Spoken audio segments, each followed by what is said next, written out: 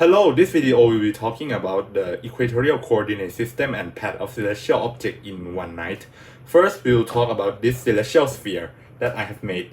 The celestial sphere is the sphere that composed of stars and celestial objects that we could see in the night time. So it composed of the northern celestial pole and southern celestial pole, and it has the celestial equator which divides the whole celestial sphere into two halves, as it could be seen on the sticker paper here.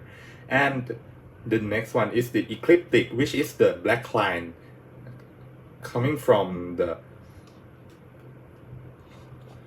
vernal equinox point at here up to summer solstice here above the celestial equator, then back to the celestial equator at the autumnal equinox, go down below the celestial equator at the winter solstice, and go back to the vernal equinox.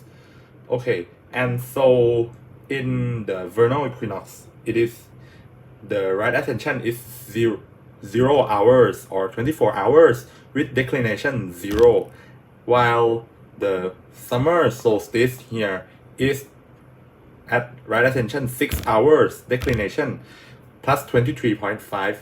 After that, in the autumnal equinox, it could be at right ascension 12 hours and declination 0, while at this point it is winter solstice, which is right ascension 18 hours and declination negative 23.5 degrees.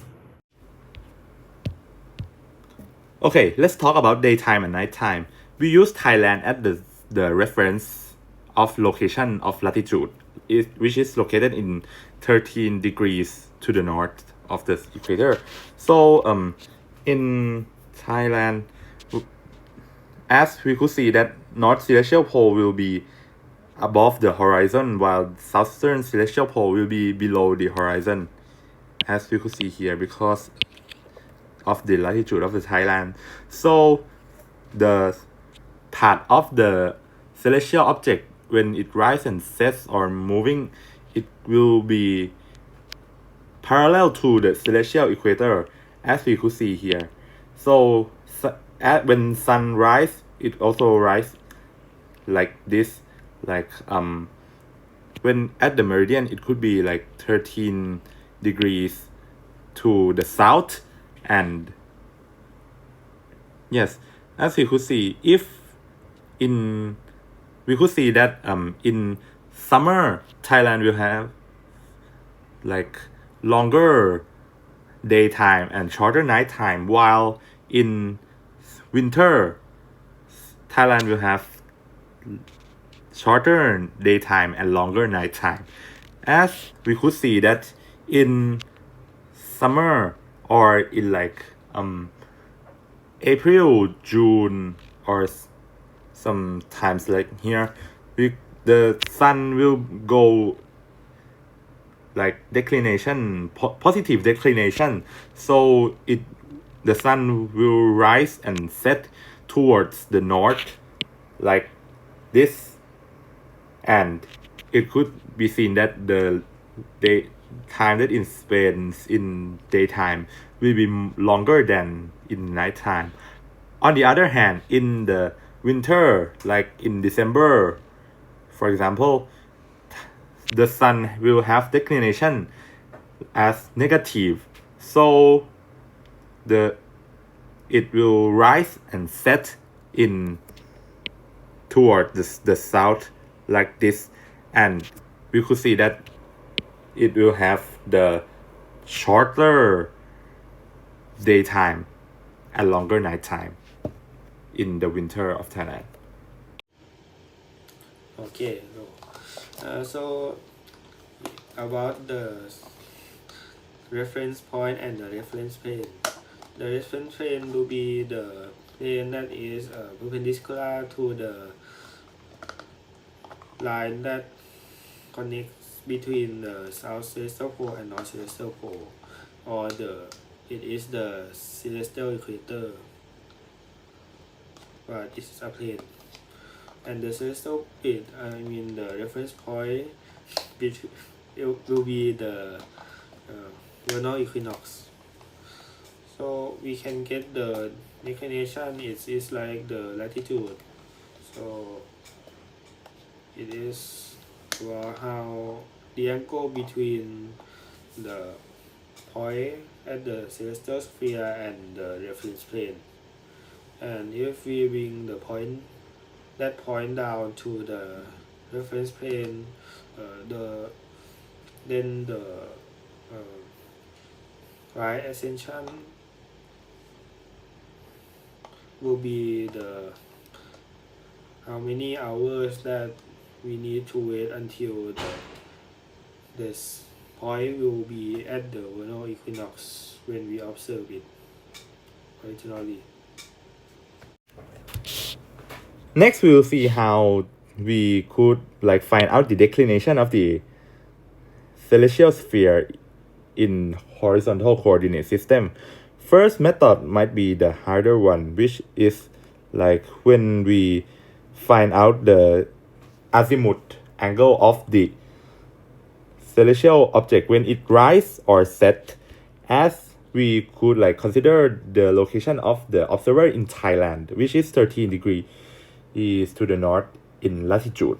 So at the range of the declination of the celestial object that could occur, the rising and setting would be from minus 70 declination of minus 77 degrees up to plus 77 degrees. And also you could, in the first method, you could compare from the 90 degree of the azimuth with 77 degrees of the declination that is able to find out this rising and setting. So for example, you just record the angle. For example, if the celestial object rise in the south, you could record this angle divided by 90 and times 77 degrees, and you could get the actual declination of the object. On the other hand, if it comes here, you could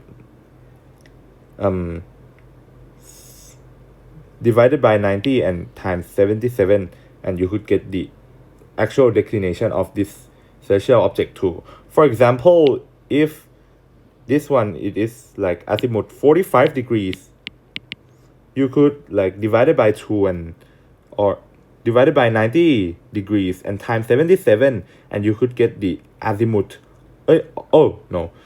The declination of this celestial object as 38.5 degrees positive. On the other hand, in the second way, it is when you record it at the meridian, just find out at which angle or from to the north or to the south that when that celestial object passed the meridian. So when you see if how much angle it is from the zenith, whether to the north or to the south, you just add 30 plus 13 degrees to it, and you could get that you could get the actual declination of that celestial object.